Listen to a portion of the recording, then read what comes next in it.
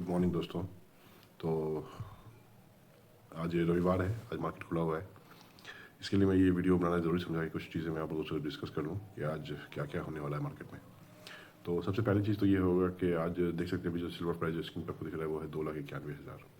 और जब भी फ्राइडे को मार्केट बंद हुआ था इंडियन मार्केट 3:30 बजे, उस टाइम में दाम था लगभग 3,30,000। फिर उसके बाद जब मार्केट बंद हो गया तो फिर MCX में कमोडिटी ट्रेडिंग चलनी शुरू हुई एंड देन रात के 12 बजे तक ये 2,91,000 आ गया। उसके बाद भी कुछ मार्केट और गिरा है। तो कहने का मतलब ये है कि आज जब मार्केट खुलेगा तो जितने भी मेटल सेक्टर के शेयर्स हैं मिनिमम 10 से 15% नीचे हो जाएंगे। 8-10% तो जाना ही है। खासकर सिल्वर ETF की अगर बात करें तो वो बहुत ज़्यादा नीचे जाएगा। मेरे ख्याल में फिर से वो 15% का वो निगेटिव दिखाएगा आपको आज, सिर्फ आज।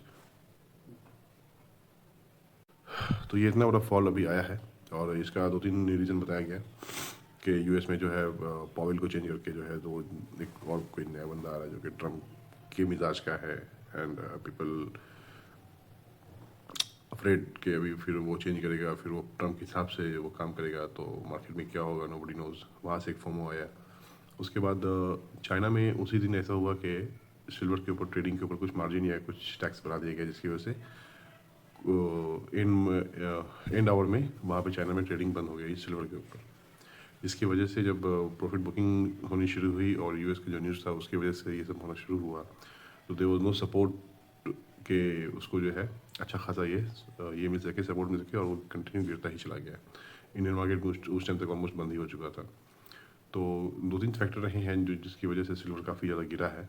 और फिर एक न्यूज़ ये भी आया कि चाइना ने उसको इसके ऊपर से रिस्ट्रिक्शन हटा दिया है एक्सपोर्ट के ऊपर। बट इस न्यूज़ में ये था कि बहुत से लोग बोल रहे हैं कि नहीं, अभी ये 100% कंफर्म न्यूज़ नहीं है, इसको ये बढ़ा चढ़ा के बोला जा रहा है या जो भी है। बट देखिए ये चीज़ तो होना ही था जिस लिहाज से इसको पंप किया गया था शेयर को। चाइना इस बात को खूब जानता है। मैंने लास्ट वीडियो में भी ये बात कही थी कि इतने हाई प्रीमियम में कोई भी कंपनी हो, चाहे वो सैमसंग हो, चाहे वो टेस्ला हो, चाहे वो और भी ईवी बैटरी बनाने वाली या सोलर पैनल मतलब बनाने वाली कंपनी, इतने हाई रेट पे तो सिल्वर बाय नहीं करेगी, है ना। और फिजिकल सिल्वर और जो पेपर सिल्वर है अभी उसमें यही फ़र्क आ रहा है कि पेपर सिल्वर को बहुत ज़्यादा हाइप मिल गया था। सभी लोग हर जगह से फ्यूचर ऑप्शन कह लें या इंट्राडे कह लें या फिर इक्विटी में जो लोग ले रहे थे ETF वगैरह, काफ़ी हद तक इसमें मनी पंप हो रहा था।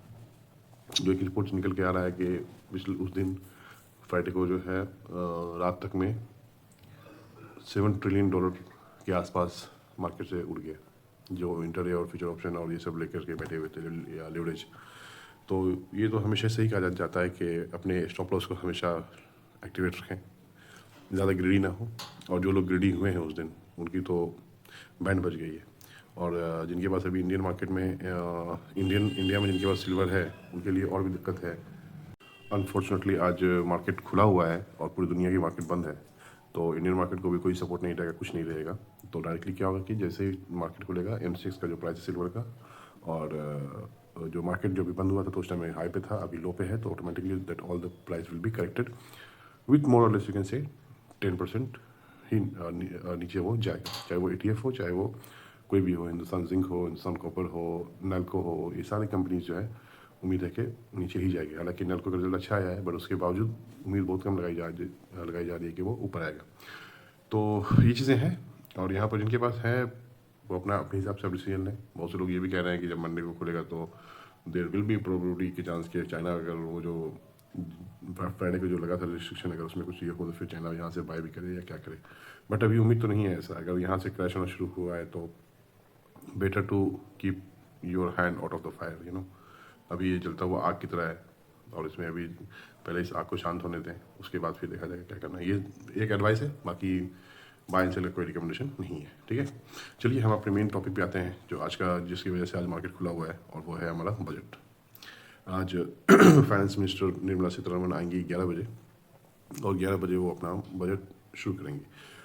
इसमें सबसे जो अहम ये होने वाला है बजट में इस बार सभी लोग बोल रहे हैं वो है डिफेंस और रेलवे, है ना। दो सेक्टर के ऊपर काफ़ी ज़्यादा फोकस्ड है।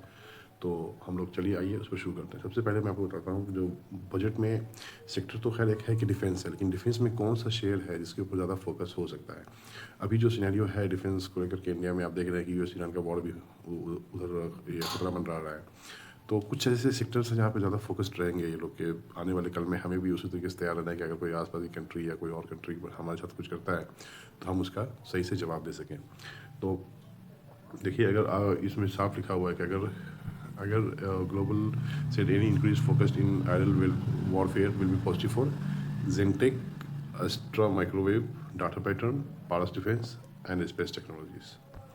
ठीक है ना। तो जेंटेक क्यों? क्योंकि वो ड्रोन बनाता है। एस्ट्रा माइक्रोवेव हो गया, डाटा पैटर्न जो कि सेफ्टी के ऊपर काम करता है, और पास डिफेंस है। फिर एक और शेयर है BEL, एक और शेयर है HAL। तो इतनी सारी कंपनीज के ऊपर आज आप फोकस करें और कमेंट्री को ध्यान से सुने। बट अभी मैं फिर से एक बार कहना चाह रहा हूँ कि आज कोई फोमो में कोई बाय और सेल करने से बचें।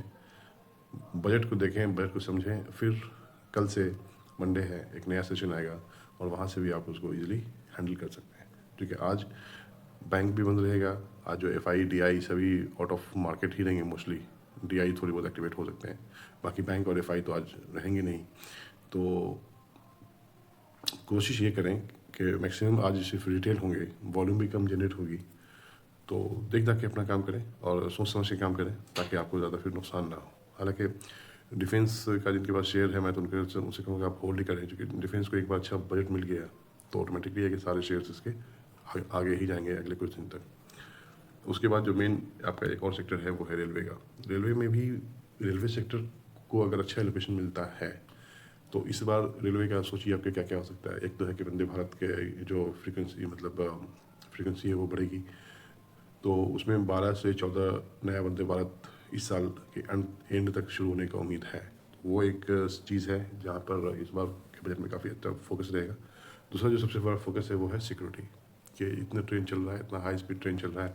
वंदे भारत आएगा, अभी जन शताब्दी है, राजधानी है। फिर तो उसको लेकर के रेलवे ट्रैक की सिक्योरिटी के ऊपर कंटिन्यूसली काम चल रहा है, और उसको देखते हुए इस बार भी लग रहा है कि काफ़ी अच्छा बजट सिक्योरिटी को और नया इंफ्रास्ट्रक्चर जो रेलवे में उसको मिलेगा। उसको देखते हुए सभी लोगों का ये कहना है कि 3-4 शेयर्स हैं जिसके ऊपर आप फोकस रख सकते हैं, और उनमें से कुछ शेयर्स हैं जैसे कि आप देख सकते हैं यहाँ पे राइट्स एक अच्छा विकल्प माना जा रहा है। PSU कंपनी है और उम्मीद है कि इस पर ये रहेगा। दूसरा है RailTel. RailTel is also one of the RailTel is also one of the अरे यार कैसे कैसे लोग हैं यहाँ पे।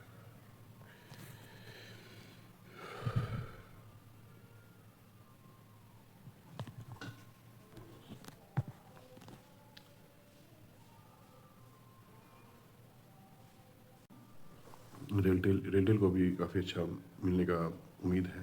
ये अपना allocation international container corporation of India, IRCTC, IRFC, ये सारे शेयर हैं जिस पर काफ़ी हद तक लोग बुलिश हैं, और उम्मीद की जा रही है कि इसको एक अच्छा एलोकेशन मिलने की वजह से इसमें एक बूम आ सकता है। एक चीज़ जो मैंने भी डिस्कस की थी वो थी सिक्योरिटी। उसमें आप देखेंगे कर्नेक्स माइक्रोसिस्टम और HBL पावर, ये दो कंपनी को अपने रडार पर रखेंगे। इन दोनों को अच्छा एलोकेशन मिलेगा, और अगर ये मिलता है रेलवे का एलोकेशन तो नो डाउट इसमें जो है आपको काफ़ी अच्छा मूव देखने को मिल सकता है। तो ये था बजट के हिसाब से आपको इस बार आज रहेगा। और आज ये 3 चीज़ें रहेंगी। शुरू में तो काफ़ी मार्केट में उतार चढ़ाव रहेगा, क्योंकि सारे मेटल डाउन रहेंगे, मार्केट नीचे भी जाएगा। फिर बजट को लेकर के जो कुछ अच्छे रिजल्ट्स आए हैं उसके ऊपर फोकस रहेगा। तो इसलिए बहुत सारी चीज़ों को देख के अपना काम करें। कुछ ऐसे स्टॉक्स हैं जिनको मैं आपको बताता हूँ जो कि अच्छे रिजल्ट जिन्होंने पेश किया है। उसमें से एक है सन फार्मा, एक है ग्लेनमार्क फार्मा। ये सारी कंपनी जो अच्छे रिजल्ट पेश किए, भारत डायनेमिक्स का अच्छा नहीं रहा है तो आज वो गिरेगा। लेकिन अगर बजट को अच्छा एलोकेशन होता है तो फिर ये भी भाग सकता है। ठीक है। बाकी अपना उसी हिसाब से अपना मार्केट में काम करें। अभी जो मार्केट की जो स्थिति है वो कुछ खास अच्छी नहीं है। उधर US ईरान वाला इशू अभी भी पूरी तरीके से ये नहीं हुआ है कि हाँ मतलब वो शांत हो गया और अब उस पर आगे भी ये हो सकता है। HBL इंजीनियरिंग को अच्छा ऑर्डर मिला है, वो भी एक फोकस में रख सकते हैं आप। तो ये सारी न्यूज़ हैं, इसके हिसाब से आप अपना काम करें एंड देखते हैं फिर बजट कैसा रहता है। और शाम में मैं एक पूरा अच्छे से वीडियो बना दूंगा जिसमें बजट में क्या क्या हुआ है, क्या क्या मेन पॉइंट रहे हैं, और फिर मंडे से उसके हिसाब से किन किन शेयरों में फोकस रह सकता है और किस शेयरों में पॉजिटिव मूव देखने को मिल सकती है। तो चलिए इस वीडियो को यहीं पे एंड करते हैं, मिलते हैं नेक्स्ट वीडियो में। Till then bye bye.